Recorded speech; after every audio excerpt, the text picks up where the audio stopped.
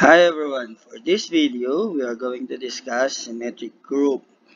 The following topics are included: review of one-to-one and onto functions, permutations and symmetric group, elements and structures of symmetric group, and then later we will discuss a specific symmetric group S3. So what are the objectives of the lesson? At the end of the module, students are expected to, number 1, develop an understanding of permutations, the symmetric group, and the alternating group. Number 2, to be familiar with the elements and structures of the symmetric groups. Number 3, be able to identify and construct specific examples of symmetric groups, list the elements, determine its subgroups, and draw its lattice of subgroups. So first, let's have a review of one-to-one and onto functions. So what are functions? A function, or in other terminology, a mapping F between a set A and a set B, denoted this way. So F is from A to B, is a rule of correspondence between the two sets with the property that each element A in the set A is assigned to exactly one B in the set B. In this case, we say that B is the image of A under F, or that A is the pre-image of B, and it's denoted by this: B is equal to F of A. We can think of function as a machine. So what we do is we input elements from the first set, which we call the domain, put it into the function, and then the function will process it. Now this process will result to a specific value called the output, which is denoted by f of a. Mathematically, tinitingnan naman natin yung function as a formula. Halimbawa, the function that relate each real number x to another number f of x, defined by this formula. F of x is equal to x squared plus 3x minus 5. So basically, binibigay sa'yo yung rule kung paano mo mahanap yung kapartner ni x. Pag meron kang number x, kukumputin mo yung x squared plus 3x minus 5, kung ano man yung makompute mo, yun yung value ng f of x. The function that assigns to any natural number n the number 1 minus 4n. So yung formula naman sa paghanap ng kapartner ni n is the formula 1 minus 4n. So for any given n, kukompute mo si 1 minus 4n, siya yung kapartner niya na f of n. Next, the function that associates a polygon with its number of vertices. So pwedeng yung ipapasok natin, not necessarily a number. Halimbawa, polygon. So ang formula para mahanap mo yung function value ng polygon is the number of vertices ng polygon na yun. For example, triangle. So ang f of triangle is 3 since a triangle has 3 vertices. Ang f of square is 4 since ang square ay may 4 vertices. Graph is another way to represent a function. So what you do is you get a number a in the domain, and then you compute f of a. So if you have the value of f of a, which is say b, you locate the point AB in the plane. And you do this for all number a in the domain. Pag inipon mo lahat ng points na yon, that comprise the graph of f. Basically, what we're saying is that any point AB is in the graph of f even only if b is f of a. Marami na tayong na-encounter ng mga functions mula sa algebra, trigonometry, calculus, at sa mga iba pa nating math subjects. Pero para dito sa subject natin, ang interesado tayo ay yung mga functions na one-to-one and onto. So ano ba yung ibig sabihin ng functions na one-to-one? At ano ba yung ibig sabihin ng functions na onto? So suppose meron tayong function, which again we denote f from A to B. So yung A natin yung domain, yung B natin yung codomain. So yung function f is said to be one-to-one if for all x1 and x2 in the domain, whenever x1 and x2 are not equal, then their images f of x1 and f of x2 are not equal as well. Basically, ang sinasabi lang niya, pag distinct yung element sa domain mo, dapat distinct din yung images nila. So, pag magkamukha yung image ng dalawang element mo, dapat yung element mo na yon magkamukha din. Yun ang ibig sabihin ng 1 to 1. On the other hand, the function f is said to be onto if for all b sa codomain mo, there exists an element a sa domain such that f of a is equal to b. So, ang sinasabi naman, ang function onto, pag lahat ng element na nandoon sa set B, laging may kapartner na A, such that si f of A ay equal dun sa element na B. Okay, illustrate natin ano ibig sabihin ng 1 to 1, tsaka ano ibig sabihin ng onto.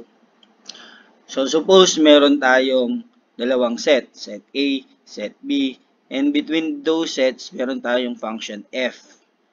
Itong f, 1 to 1, pag nasa-satisfy yung condition na to.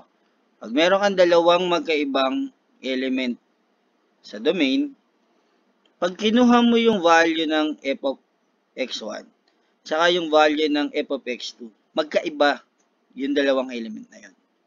Hindi pwede magkamukha. So, kada isa ng A, isa lang ang kapartner niya ng B. Kada isa sa B, isa lang yung kapartner niya sa A. Distinct elements in the domain have distinct images under F. Ano naman ibig sabihin ng onto? So, meron ulit tayong dalawang set. And F is a function between those two sets. So, ang sinasabi naman ng onto, pagka meron akong element na nasa B, or yung nasa codomain, dapat makakakita ako ng element na nasa A na kapartner niya. Ibig sabihin, pag kinuha mo yung f of x, dapat ang sagot doon, y. At dapat totoo yun sa lahat ng element ng B. Ibig sabihin, kung may iba pang element si B, sabi natin y2 tsaka y3, dapat si y2 may kapartner din na nanggagaling kay A. Si y3, dapat may kapartner din na nanggagaling kay A. So, lahat ng makikita mo sa B, dapat may kapartner siya sa A. Every element in the codomain has a pre-image under F. Sa calculus, ang tawag natin sa mga functions na parehong 1 to 1 and onto, mga bijective functions. Dito sa abstract algebra, ang tawag naman natin sa kanila, mga permutations. So, ano ba yung mga permutations? At ano ba yung tinatawag nating symmetric group? Suppose meron tayong non-empty set X. Then, a 1-to-1 onto mapping F from X onto itself is called a permutation of X. Para mas maintindihan natin ano ibig sabihin ng permutations, consider natin tong scenario na to. Halimbawa, meron tayong tatlong magkakapatid, sina Awi, Axis, and Ava. What are the possible seating arrangement of the three siblings?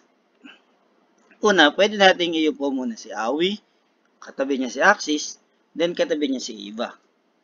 Pero pwede rin naman natin pagbalik-tarin ng pwesto si Eva at si Axis. So, Awi, Eva, Axis. Pero hindi lang yon. Pwede rin naman na mauna si Axis, followed by Awi, and then Eva.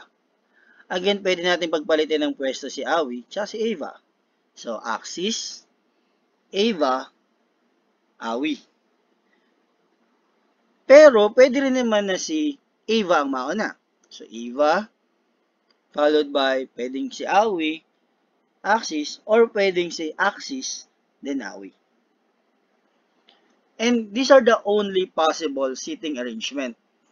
Either si Awi yung mauna, or si Axis yung mauna, or si Eva yung mauna.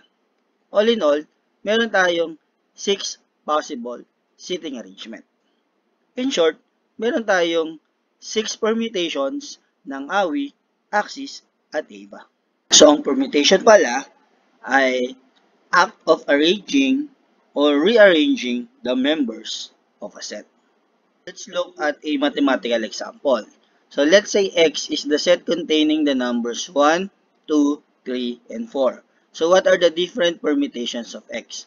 So again, permutations are just functions na 1 to 1 and on to sa X. So hahanap lang tayo ng mga functions na magdadala ng numbers 1, 2, 3, 4 papunta sa numbers 1, 2, 3, 4 in a certain rearrangement.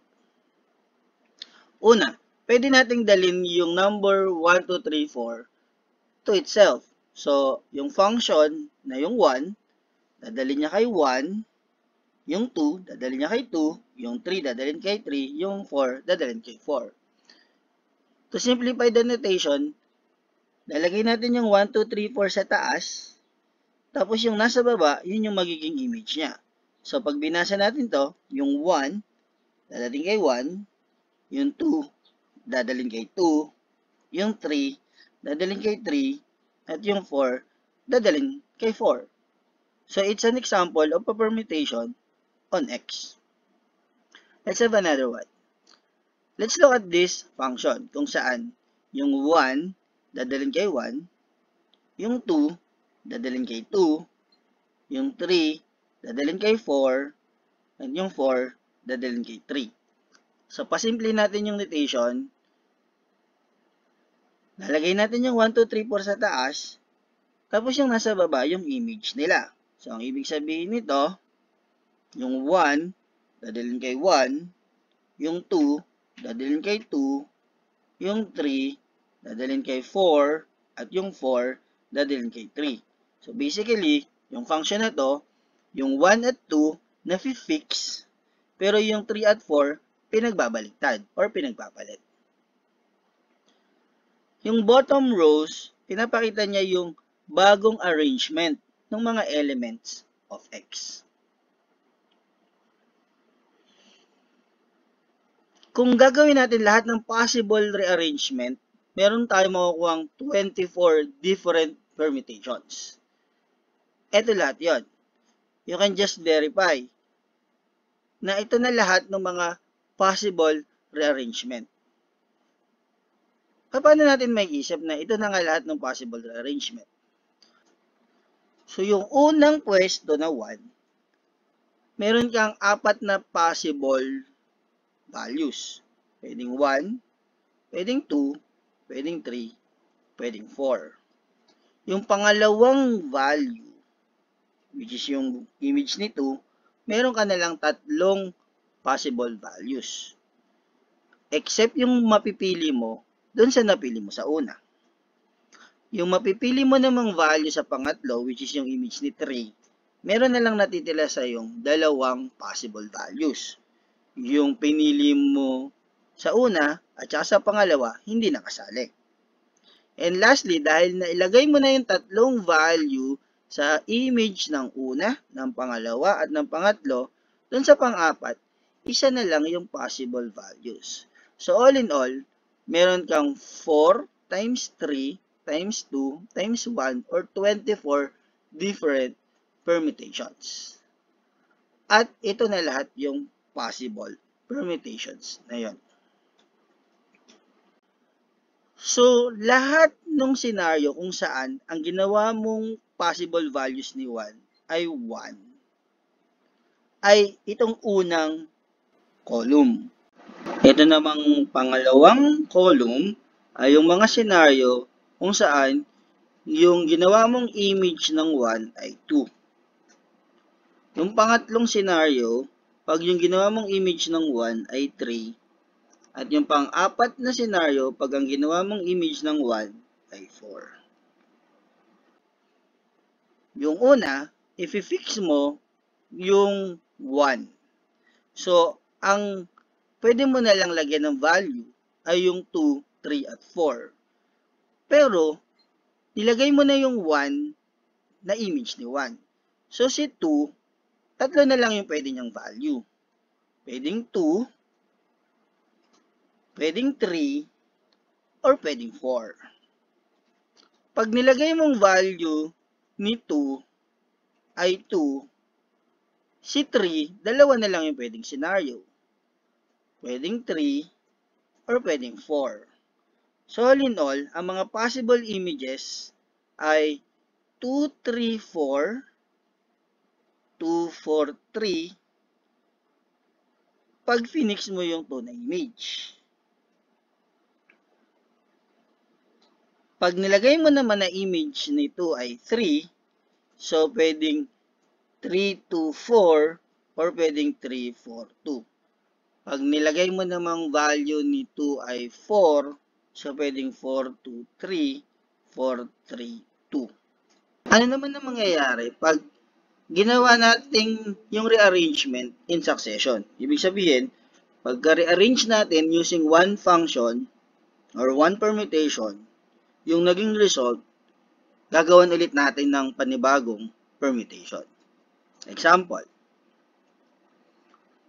meron pa rin tayong set X na 1, 2, 3, 4. And from all the permutations, kunin nating F yung permutations na to, kung saan yung 1 dinadala sa 2, yung 2 dinadala sa 4, yung 3 dinadala sa 1, at yung 4 dinadala sa 3. Yung G naman, ay yung permutations na to, kung saan yung 1 dinadala sa 3, yung 2 fix lang, yung 3 dinadala sa 4, yung 4 dinadala sa 1. So, anong mangyayari? Pag pinagsunod natin yung dalawang permutations, ibig sabihin, ipe-permute muna natin si G, and then susundan natin kung ano man yung maging result ng permutations na F dun sa elements natin na 1, 2, 3, 4. Okay. So, G muna. So, si G ay yung permutations kung saan yung 1 dinadala sa 3, yung 2 fix lang, 2 pa din, yung 3 dinadala sa 4, at yung 4 dinadala sa 1. So, basically, tingin dun sa original definition ng G, 3, 2, 4, 1. So, 3, 2, 4, 1. Ano naman mangyayari? Pag in-apply mo naman yung permutation F dun sa naging result. So, saan mapupunta yung 3? So, yung 3, kung titignan natin si F, yung 3 napupunta sa 1. So, 3 napunta sa 1. Yung 2, kung titignan si F, yung 2 napunta sa 4. So, yung 2 mapupunta sa 4. Yung 4, asan ang 4? Ang 4 napunta sa 3. So, ang 4 napunta sa 3, at ang 1 napunta sa 2. Ang 1 napunta sa 2. Basically, it has the same effect as this one. Yung G of 1 napunta sa 3, so yung F of G of 1 ay pareho lang sa F of 3, which is 1. Yung G of 2, 2 pa din. So, yung F of G of 2 ay 4. Yung G of 3 ay 4. So, yung F of G of 3, which is F of 4, ay 3. At ang F of G of 4 ay pareho lang sa F of 1, which is 2. So, ang value under two successive permutations FG is this one. Yung 1 napunta sa 1, yung 2 napunta sa 4, yung 3 napunta sa 3, at yung 4 napunta sa 2. Take note na sa permutation, ang notation natin ay FG. Kung ano yung nasa kanan, yun yung una mong gagawin. Kasi nga, ang F circle G ay defined this way. F of G of N. Uunahin mong ipasok yung number sa G, then kung ano yung lalabas na value ng G of N, yun yung i-evaluate mo sa F.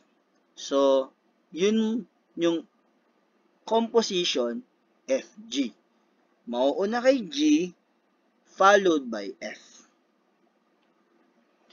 In short, kung isusulat natin sa usual notation natin, isusulat natin yung 1, 2, 3, 4 sa taas, yung 1 napunta sa 1. So, sa baba ni 1, ang isusulat mo, 1. Yung 2 napunta sa 4. So, sa baba ni 2, ang isusulat mo, 4. Yung 3, fix lang. So, yung 3, isusulat mo sa baba niya, 3. Yung 4 napunta sa 2. So, yung 4 napunta sa 2. Again, ang tawag natin dito ay composition of F and G. Remember, the order matters. Magkaiba yung FG sa GF. Now, pag pinagsama-sama mo lahat ng permutations, ang tawag doon, symmetry group. So, for any non-empty set X, gamitin natin notations yung S sub X to be the set containing all permutations on X. Then, S of X is a group under composition, and it's called the symmetric group on X. Pag ang ginamit nating X ay yung set containing the numbers 1, 2, 3, and so on up to N, ang tawag sa symmetric group ay symmetric group of degree N. To simplify the notation, gamitin nating symbol S sub N. So, in our previous example, pag meron tayong permutations as element ng Sn, ang ginagawa ni F, sinashuffle lang niya yung elements 1, 2, 3, and so on up to N. So, we can represent F as follow. Isusulat mo sa taas yung 1, 2, 3 hanggang N, tapos ilalagay mo sa baba kung ano man yung magiging image nung value 1, 2, 3, and so on under F. So, 1, ang sa baba niya, F of 1. 2, ang nasa baba niya, F of 2. 3, ang nasa baba niya, F of 3. And so on, N, ang nasa baba niya, F of N. Starting with 1, F of 1 has N possible values. Kung napili mo na yung value na F of 1, yung 2, N minus 1 na lang yung possible values niya. So, kung napili mo na yung values ng F of 1 tsaka F of 2, yung 3, N minus 2 na lang yung natitirang possible value ng F of 3. So, kung itutuloy natin ito ng itutuloy, pag pinifix mo or pag napili mo na yung value ng mga nauna, nababawasan na lang yung mga possible na value ng mga susunod pa. Until such time na napili mo na lahat hanggang N minus 1, so yung magiging image ng N, isa na lang yung natitira.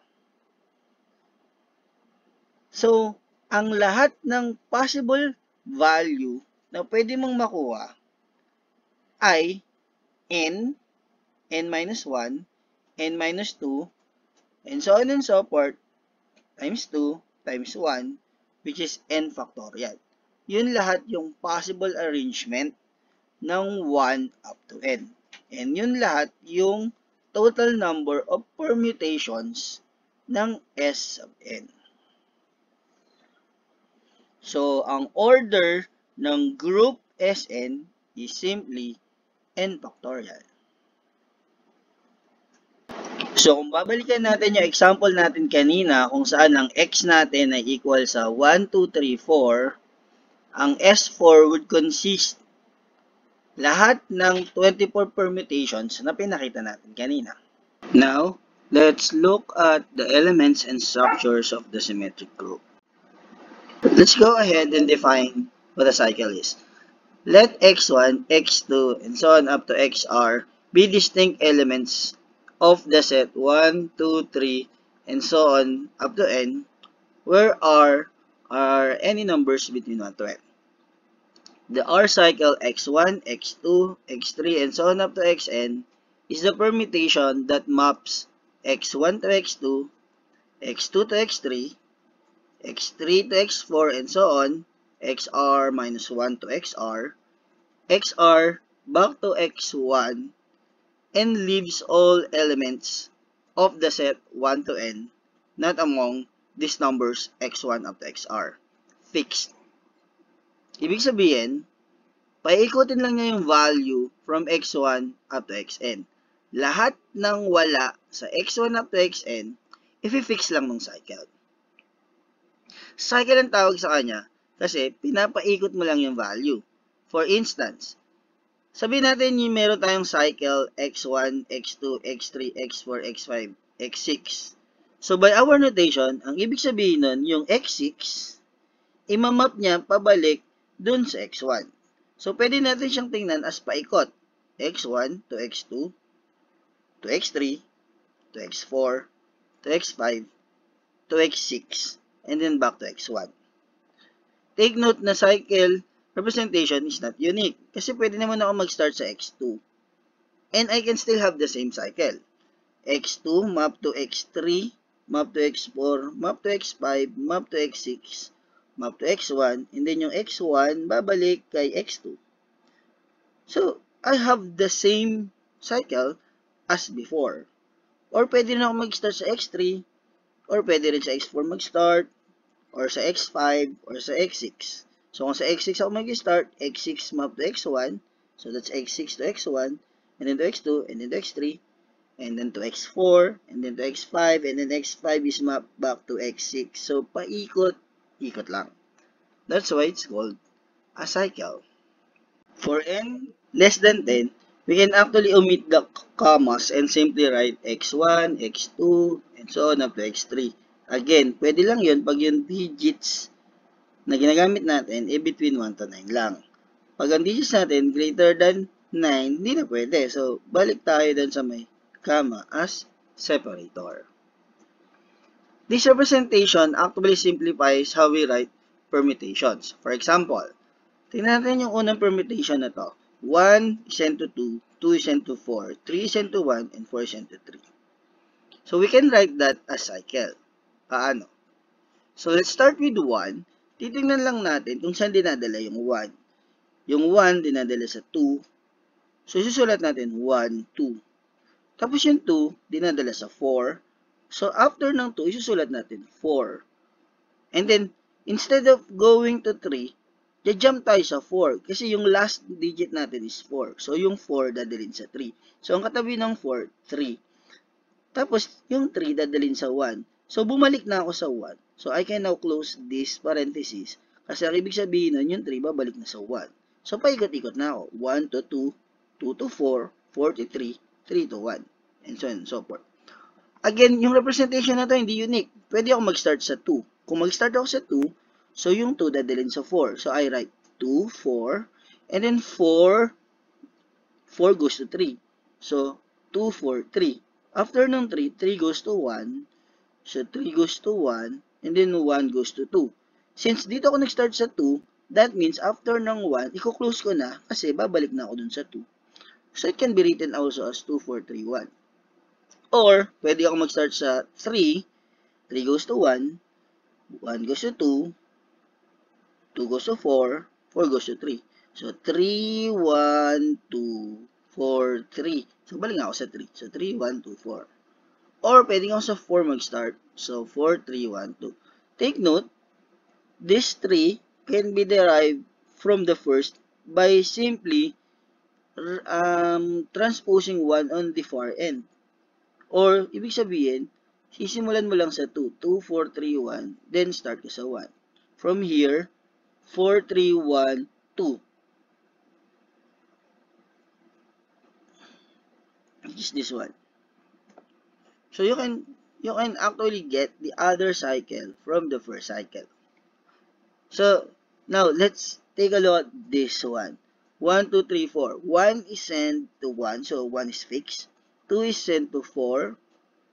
3 is sent to 3, so 3 is fixed. 4 is sent to 2. So how do you write that?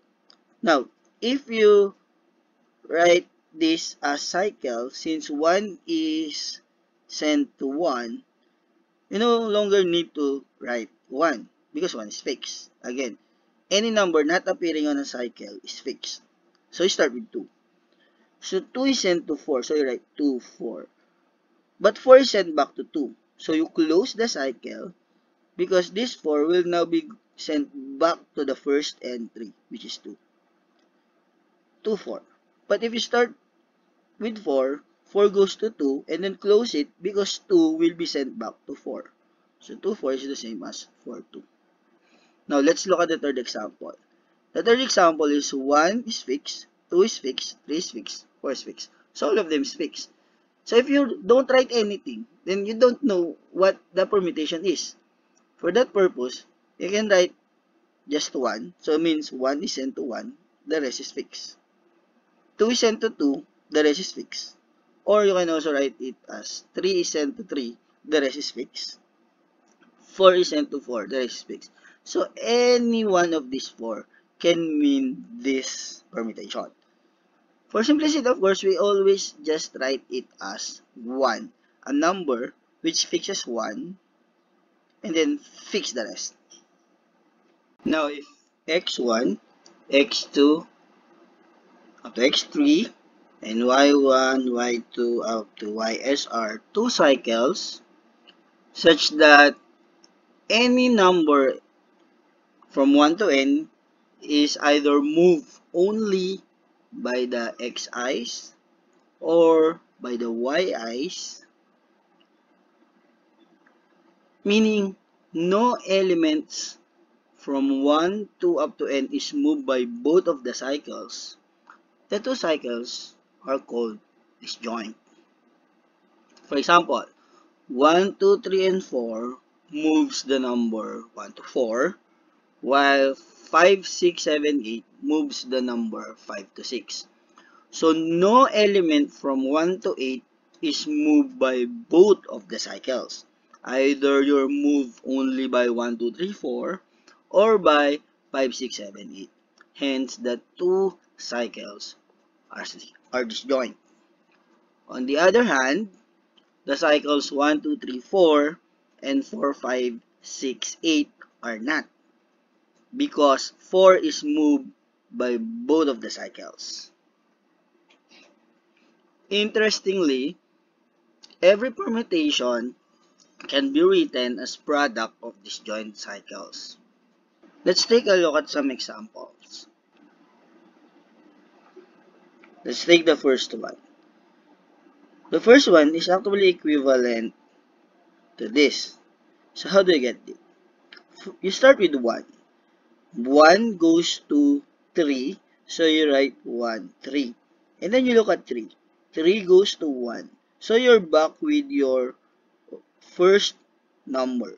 So that means you close at 3, since 3 will go back to 1. So 1 goes to 3, 3 goes to 1. Next, choose another number, say 2. So we start with 2. 2 goes to 6, so you write 2, 6. 6 goes to 5, so you write 5 after 6. And then 5 goes to 2. But we start with 2. So that means 5 we go back to 2, so we close 5. We already have 1, 3, 2, 6, and 5. So we're left with just 4. But 4 is fixed, so you close it.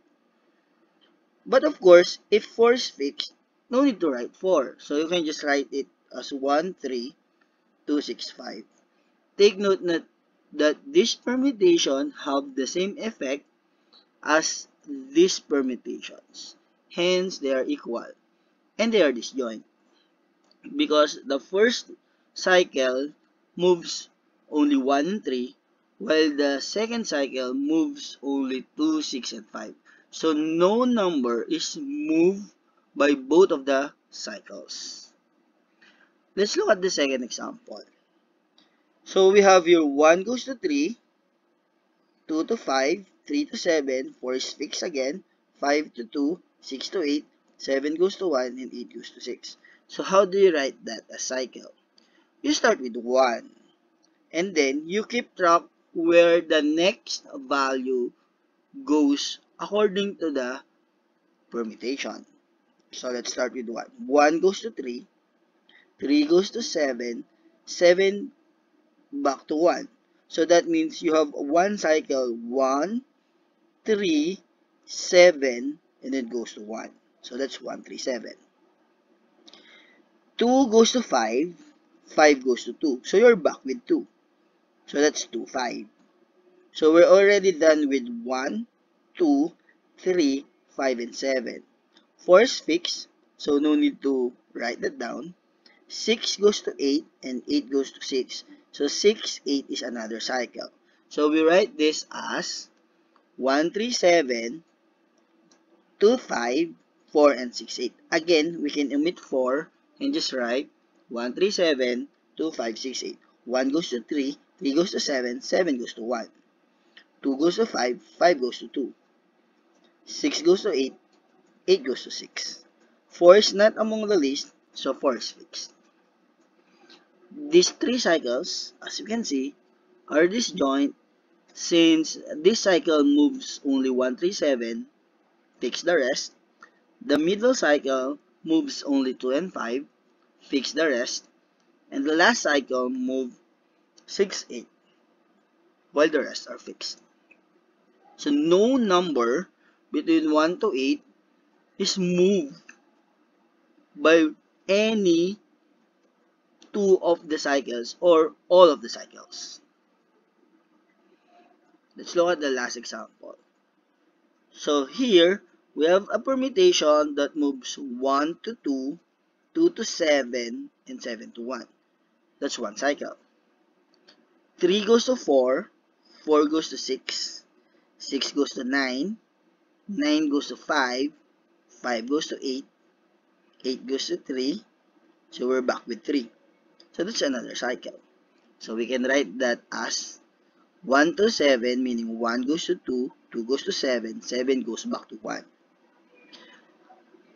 The next number not appearing in 1 to 7 is 3. So we start with that. 3 goes to 4, 4 goes to 6, 6 goes to 9, 9 goes to 5, 5 goes to 8, 8 goes back to 3. So we close the cycle. All of the numbers from 1 to 9 are already here.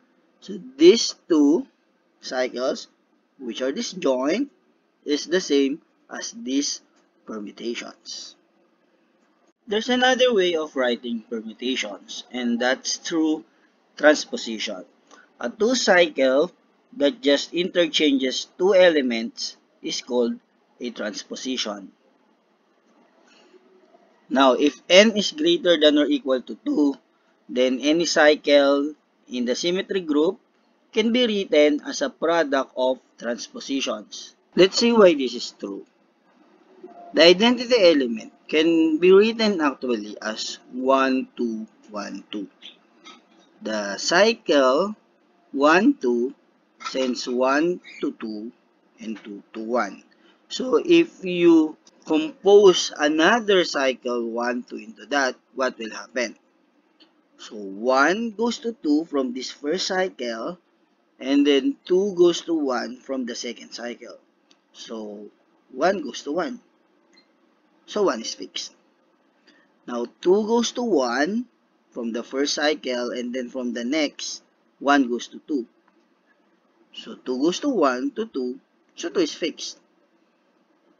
And the rest of the numbers are fixed by 1, 2, 1, 2. Therefore, this is the same as the identity element, which fixed everything.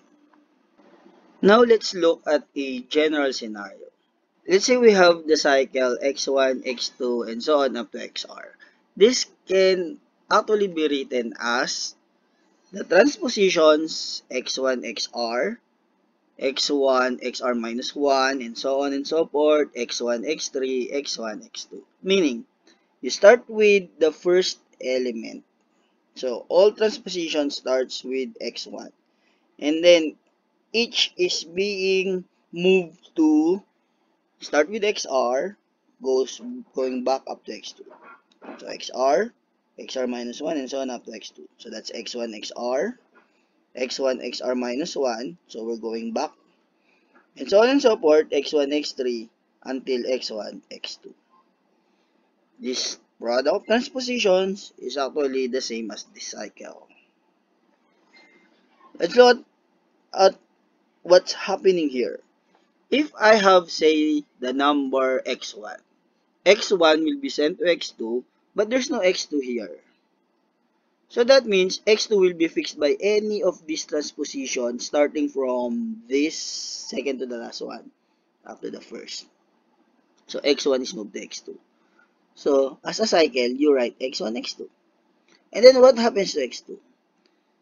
You plug in x2 here, x2 is moved to x1, and then x1 is moved to x3, and then there's no x3 here because x3 appears only here. So that means if you start with x2, x2 will be moved to x1, and then x1 will be moved to x3. In short, x2 is moved to x3. So you write x1, x2, x3. And that's the same for x4 and x5 and so on and so forth. If you're at x4, x4 is fixed by x1 and x2 and by x1 and x3. But here you have x1 and x4. So x4 is moved to x1 and then followed by x1, x5. So x1 is moved to x5. In short, x4 will be moved to x5 and so on. So that means they are the same. Now let's have specific numbers. Let's look at the cycle 2, 5, 6, 3, 4, 7, 8, 1. So what does this do? This cycle moves 2 to 5, 5 to 6, 6 to 3, 3 to 4, 7 to 8, and 8 to 1. This is actually equal to the product of the transpositions 2, 1, 2, 8, 2, 7, 2, 4, 2, 3, 2, 6, 2, 5. You start with 2, and then from the far end, going back up to the 5. 2, 1, 2, 8, 2, 7, 2, 4, 2, 3, 2, 6, 2, 5. Again, if you check, 1 is fixed by this, by this, by this, by this, by this, by this, and then 1 goes to 2. So 1 goes to 2. 2 on the other hand, 2 goes to 5, but 5 is fixed here. There's no 5 here. So 2 goes to 5.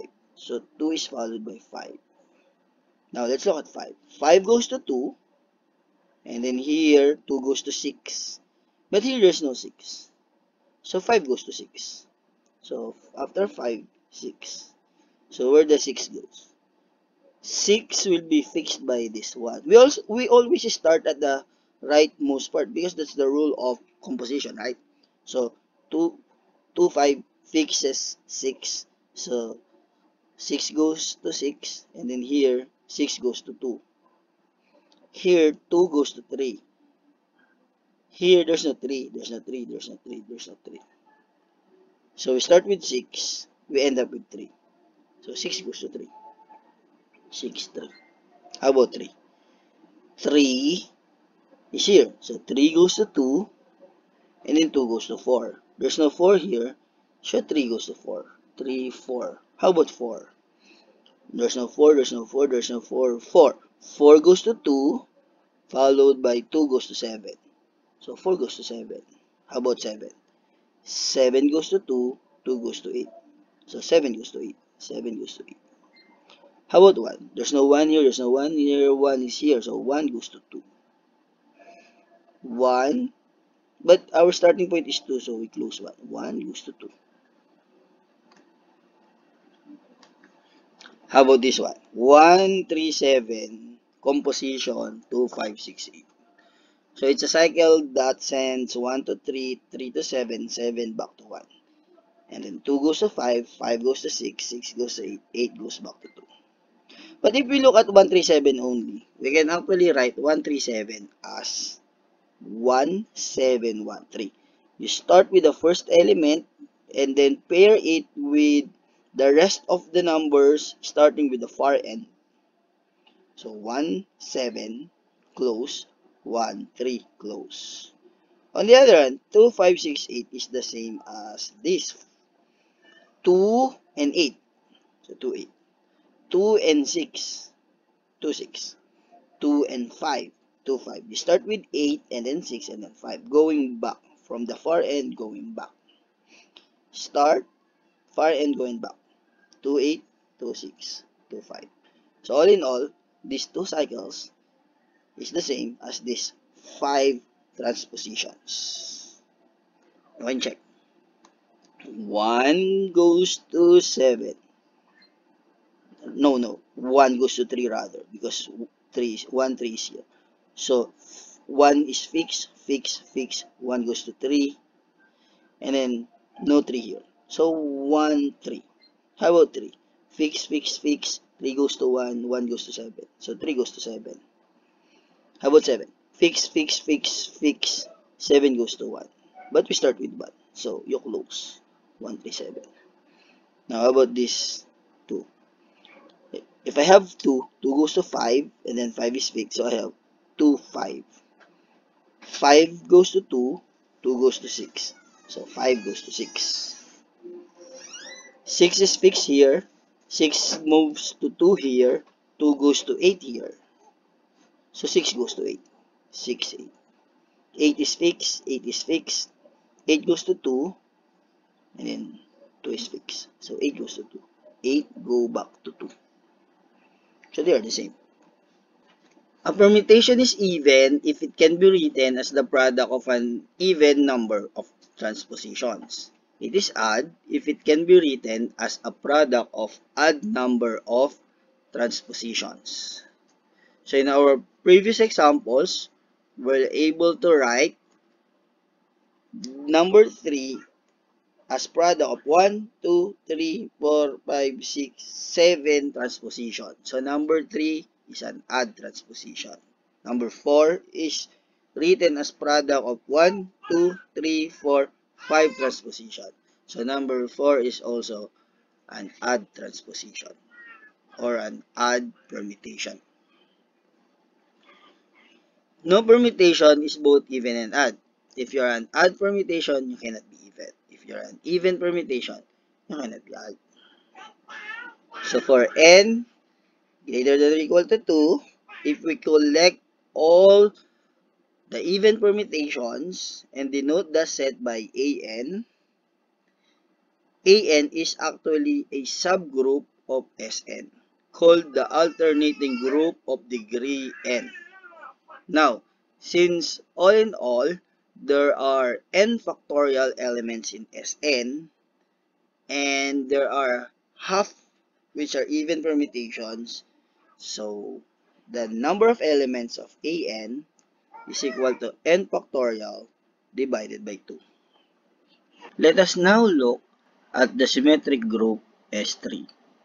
S3 is the group of permutations of 3 elements.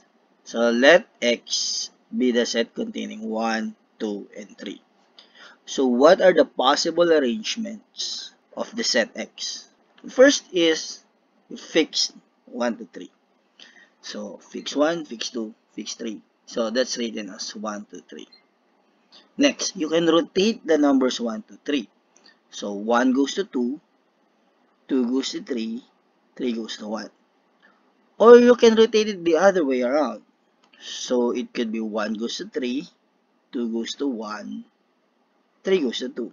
We know that the number of permutations in S3 is equal to 3 factorial, which is 3 times 2 times 1. So that's 6. So we need to find 3 more. So how can we do that? You look at 1, 2, 3. The first element is you fix everything. The second element is you rotate everything. So either you rotate it in the counterclockwise direction or in the clockwise direction. But what if we fix 1 and then we let 2 and 3 interchange? That's another permutation. So you fix 1 and then you interchange 3 and 2. In the same manner, you can also fix 2. If you fix 2, you're left with interchanging 3 and 1. So 1 goes to 3, 2 is fixed, 3 goes to 1. Or finally, if you fix 3, then you interchange 2 and 1. Now, to put this in cycle notation, 1, 2, and 3 are fixed. So that's the identity element. 1 goes to 2, so you write 1, 2, and then 2 goes to 3, so 3. And then after that, 3 goes to 1, it goes back to 1. So you close, 1, 2, 3. Next, 1 goes to 3, so you write 1, 3, and then 3 goes to 2. So you write after 3, 2. And then 2 goes to 1. So 2 goes back to 1. So close. 1, 3, 2. 1 goes to 1. So 1 is fixed. So no need to write that. 2 goes to 3 and 3 goes to 2. So 2, 3. 2 goes to 3, 3 goes to 2. Here 2 is fixed. So no need to write 2. 1 goes to 3 and 3 goes to 1. So 1 goes to 3 and 3 goes to 1. Close. 1 goes to 2. 2 goes to 1. Close. No need to write 3 since 3 is fixed.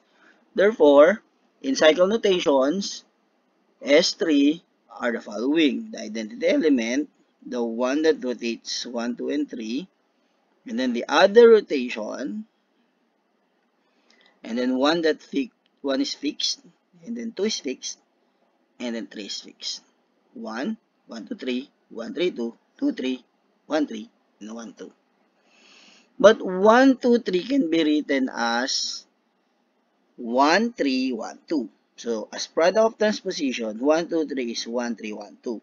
On the other hand, 1, 3, 2 is 1, 2, the far end first. So, 1, 2, 1, 3. 1, of course, we already know that's 1, 2, 2, 1. Or 1, 2, 1, 2. It doesn't matter. 1, 2 is the same as 2, 1. So, even number permutations, even number, even number. So, that means 1, 1, 2, 3, and 1, 3, 2 are even permutations. Now, the odd permutations are 2, 3, just a transposition, 1 transposition, that's odd number of transposition. 1, 3, just 1 transposition. 1, 2, just 1 transposition. So, these 3 are the odd permutations. And it's always true for any symmetric group. The number of even permutations and the number of odd permutations divides S3 into 2. Even permutations and odd permutations. So that means all of these even permutations will now comprise your alternating group A3. So A3 is 1, 1, 2, 3, and 1, 3, 2. Now, taking a look at multiplication S3, this table gives you the group table for S3. So, let's take a look how this table was constructed. Of course, we already know that 1 is the identity element. So, if we compose 1 to any of the elements, you get that same element. So, 1 composed to 1 is 1. 1 composed to 1, 2, 3 is 1, 2, 3. 1 composed to 1, 3, 2 is 1, 3, 2, and so on. On the other hand, if you compose any element to 1, then that means you get the same element. Again, because 1 is the identity. So let's take a look at 1, 2, 3 composed to 1, 2, 3. Again, this is FG. So you start with G. So what happens to 1, 2, 3? So you keep track of the image of 1, G first, and then F. Same as 2 and same as 3. So let's start with 1. 1 goes to 2, and then here 2 goes to 3. So 1 goes to 3. Now, we get the image of 3. 3 goes to 1. And then here 1 goes to 2. In short, 3 goes to 2. 2 goes to 3. 3 goes to 1. So 2 goes back to 1. So you close at 2 because 2 will go back to 1. So 1, 2, 3. 1, 2, 3 is the same as 1, 3, 2. How about 1, 2, 3, 1, 3, 2? Again, 1, 2, 3 is F. 1, 3, 2 is G. So let's start with 1. 1 goes to 3. 3 goes to 1. So that means 1 is fixed. Next, let's look at 2. 2 goes to 1. And then here 1 goes to 2. So 2 is fixed. Next, 3 goes to 2. And then here 2 goes to 3. So 3 is fixed as well. So 1, 2, 3 times 1, 3, 2 fixes everything. So that's the identity element. Let's look at 1, 2, 3 times 2, 3. Again, 1, 2, 3 is F. 2, 3 is G. So we start with 2, 3. So what's the image of 1? 1 is fixed here. So 1 goes to 1. And then here 1 goes to 2. So you write 1, 2. Now let's look at the image of 2. 2 goes to 3, and then here 3 goes to 1. So that means 2 goes to 1. So we close. How about 3? 3 goes to 2, and then 2 goes to 3. So 3 is fixed. 3 moves to 2, 2 to 3. So in short, 3 moves to 3.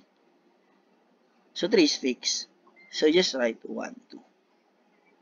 Now 1, 2, 3 multiply to 1, 3 gives you, that's 1 goes to 3. And then 3 goes to 1. So 1 is fixed. So no need to write 1. So 2, how about 2? 2 is fixed here, but here 2 goes to 3. So you're right. 2 goes to 3. How about 3?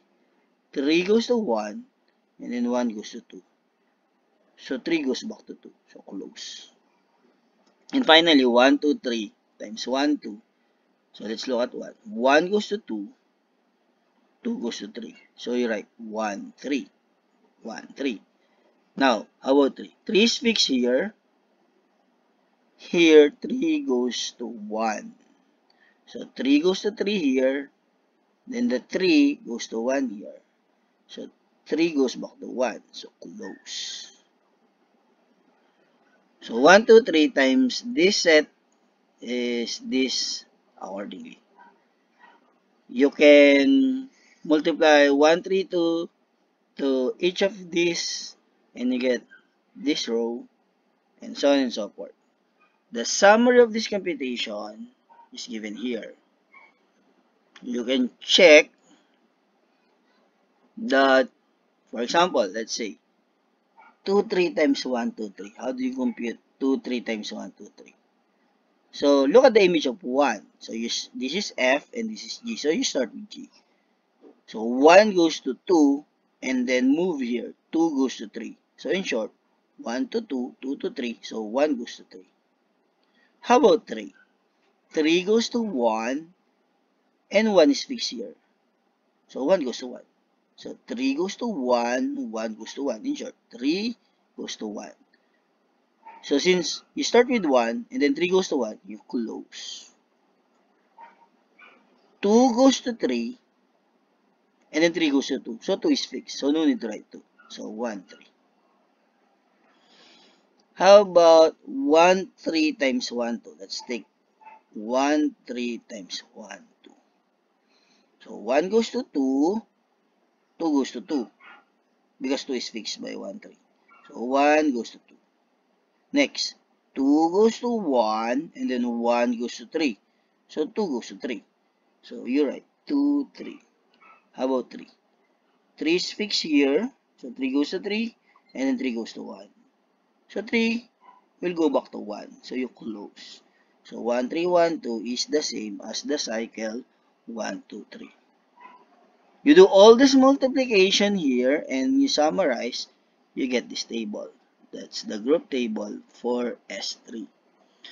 You can now use this group table to determine the subgroups of S3. Let's take a look. 1, 2, 3. What are the subgroups of 1, 2, 3? All you need to do is to find 1, 2, 3 times 1, 2, 3. So 1, 2, 3 times 1, 2, 3. Looking at the table, that's 1, 3, 2. And then 1, 2, 3 times 1, 2, 3 times another 1, 2, 3. Or that's the same as 1, 3, 2 times another 1, 2, 3. If you look at the table, 1, 2, 3 times 1, 3, 2 is 1. So that means 1, 2, 3, 1, 3, 2, and 1 forms a subgroup generated by 1, 2, 3. Taking a look at this element, this is actually A3. Also, if you get the set generated by 1, 3, 2, you'll end up with the same set. Let's look at the table. 1, 3, 2 times 1, 3, 2 gives you 1, 2, 3. So you already have two elements. 1, 3, 2 and 1, 2, 3. Now, 1, 2, 3 times 1, 3, 2 again is the identity. So the three elements of the subgroup generated by 1, 3, 2 is 1, 3, 2, 1, 2, 3, and the identity element, which is exactly the same as A3. How about 2, 3? Transposition are actually of order 2. Why? Because if you repeat the transposition again, you'll fix the element of the transposition. Let's go back to our table. Let's look at 2, 3. 2, 3 times 2, 3 is actually the identity. So that means 2, 3 times itself is the identity. So the order of 2, 3 is 1. Same goes for 1, 3. 1, 3 times 1, 3 is the identity. And then 1, 2 times 1, 2 is the identity. So a transposition actually is an element of order 2. So all these are subgroups of order 2. Now, the last subgroup is of course the subgroup generated by 1. So these are all the distinct subgroup of S3. S3 itself, the alternating group A3, and the two-element subgroup generated by 2, 3, 1, 3, and 1, 2. And the last subgroup is the trivial subgroup. Taking a look at the subgroups, first, second, third, two-order subgroup, of course, they will lie on the same lattice points, but none of them is a subgroup of this group A3. So if we look at our lattice, these three are of order 2, and none of them is a subgroup of A3. So no line will connect them to A3. So they will go directly to S3. So all of these are connected directly to S3. S3 is order 6, followed by A3 which is order 3, and then these three are all order 2. Now all of these subgroups are connected to the trivial subgroup 1. And that completes the lattice of A3.